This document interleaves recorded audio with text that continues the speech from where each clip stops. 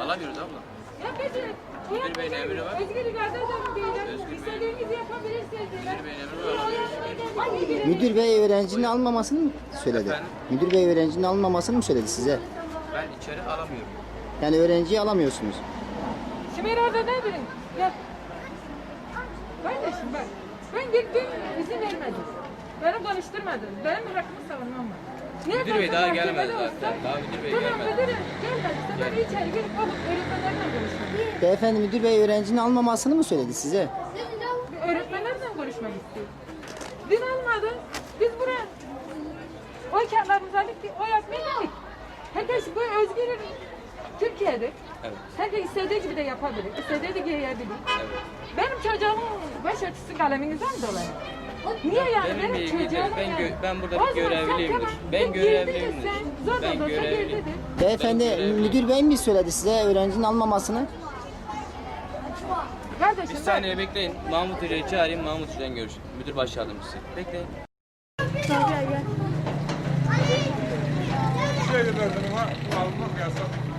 Nasıl? Ya bak bunu yaptın. Tamam gelin bakalım. Ben idareyle görüşecek. Gel.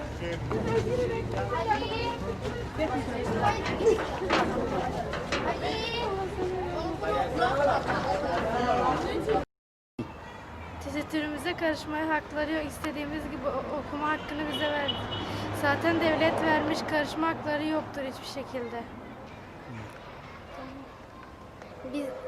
Biz özgür bir ülkede yaşıyoruz. Özgürlük diyorlar. Hani bunun neresinde özgürlük var?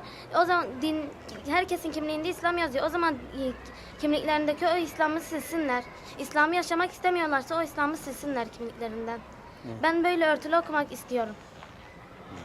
Ben böyle örtülü okumak istiyorum. Bunu kaldırmalarına istemiyorum. Başörtüme karışmalarına hiç istemiyorum.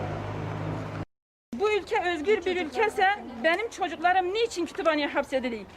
Sınıfında ders görmesi gerekirken.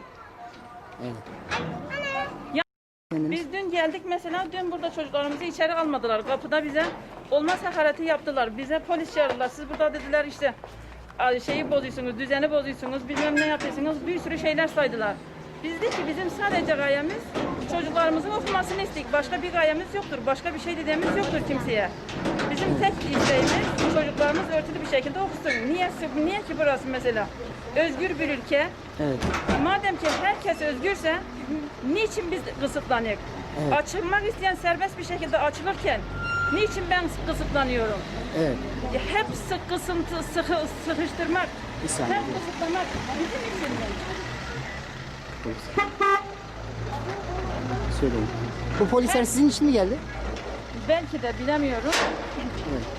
Ama dün bizim için gelmişti polisler.